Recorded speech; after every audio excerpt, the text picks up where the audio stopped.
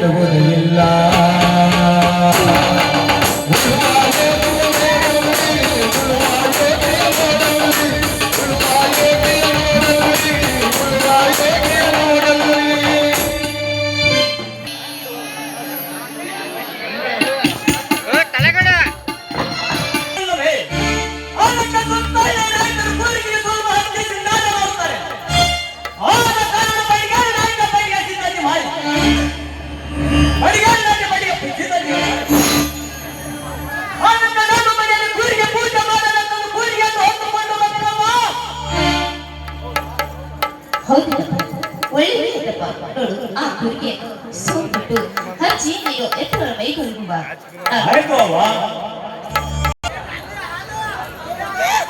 ಯಾರು?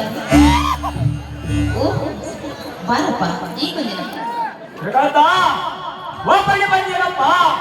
ಅಪ್ಪ ಅವ್ವ ಬೆಲ್ಲವೇನು ಅನ್ನ ಅಪ್ಪ ಅವ್ವ ಇಬ್ಬರು ಬಂದ ನೋಡಲ್ಲಿ.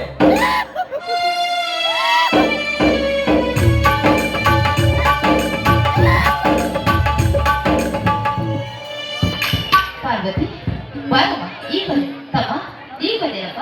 ಹೌದು ಅಕ್ಕ, ಇದೀಗ ಬಂದಿದ್ದು. ಚಿಕ್ಕಪ್ಪ ಚಿಕ್ಕಮ್ಮ ನೀವು 3 ಜನ ಅಷ್ಟೇ ಬಂದಿದ್ದೀರಿ. ನನ್ನ ಮುಂದಿನ ತಂಗಿ ಸೀತಾ ಬೆಲ್ಲವೇ. ಪ್ರಶಾಂತ ಇಲ್ಲಪ್ಪ, ಅವಳ ಕಾಲೇಜು ರಜೆ ಸಿಗ್ಲಿಲ್ಲ, ಅದಕ್ಕಾಗಿ ಅವಳು ಬರೋದಕ್ಕೆ ಆಗಲಿಲ್ಲ. ಕಾಲೇಜು ರಜೆ ಆಯ್ತು, ಅದಕ್ಕಾಗಿ ಶ್ರೀಕಾಂತದಿಂದ ಕರೆದುಕೊಂಡು ಹೋಗಿದ್ದೇನಪ್ಪ.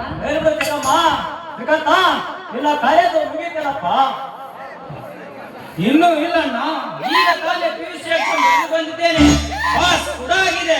ಹಾಗಾದರೆ ಯಾವುದಾದ್ರೂ ಒಂದು ನೌಕರಿಗೆ ಅರ್ಜಿ ಹಾಕುವುದಕ್ಕೂ ತಾನೆ. ಪ್ರಶಾಂತ, ನೌಕರಿ ಎಂಬ ಶಬ್ದ ನಮ್ಮಂತ ಬಡವರಿಗೆ ಸಲ್ಲುವುದಲ್ಲಪ್ಪ, ಸಲ್ಲುವುದಲ್ಲ. ರೈತರ ಮಕ್ಕಳಾದ ನಾವು ಈ ಭೂಮಿ ಗೋಯ ಮಡಿಲಿನಲ್ಲಿ ದುಡಿದು ಅಂತ ನೌಕರಿವಂತರಿಗೆ ಅನ್ನ ಹಾಕುವ ಕೈ ಆಗಬೇಕು ವಿನಃ ಅವರ ಕೊಡುವ ಹಣಕ್ಕೆ ಚಾಚುವ ಕೈ ನಂಬದಾಗಬಾರದು.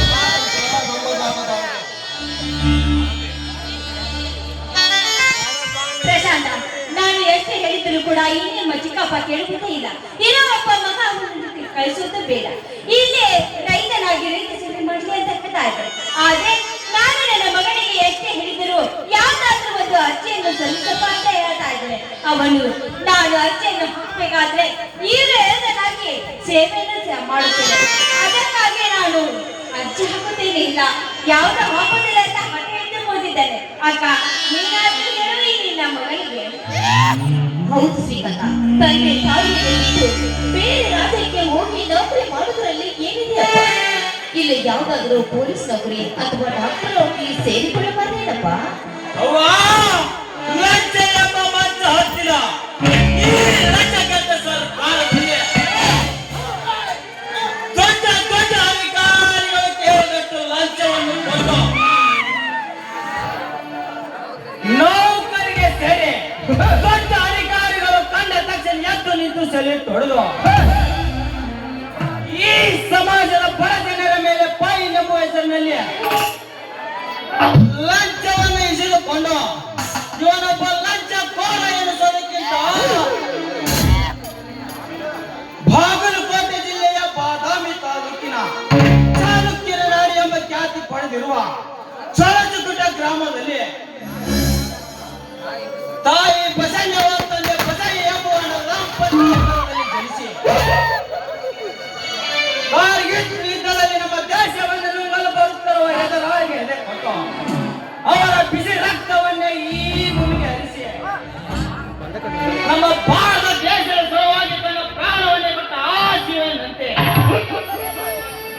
ಧಾರವಾಡ ಜಿಲ್ಲೆಯ ಕುಂದಗೋಳ ತಾಲೂಕಿನ ದೂರ ಗ್ರಾಮದಲ್ಲಿ ರೈತರ ಮನೆಯಲ್ಲಿ ಜನಿಸಿ ಕಾರ್ಗಿಲ್ ಯುದ್ಧದಲ್ಲಿ ವಿಜಯಶಾಲಿ ಹಾಗೆ ನಮ್ಮ ದೇಶದ ಬಾವುಟವನ್ನು ಹಾರಿಸುವಾಗ ಅತಿ ಪ್ರಮಾಣದಿಂದ ಬೀಳುತ್ತಿರುವ ಎಂಬ ಪರ್ವತದಲ್ಲಿ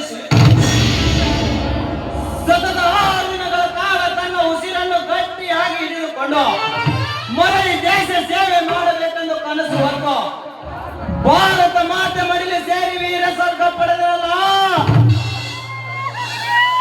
ಆ ಹನುಮಂತಪ್ಪ ಕೊಪ್ಪಳವರಂತೆ ಒಂದೇ 1 ವರ್ಷ ಬಾಳಿದರೆ ಸಾಕವ ನನ್ನ ಜೀವನ ಸಾರ್ಥಕ ಆಗುವುದು.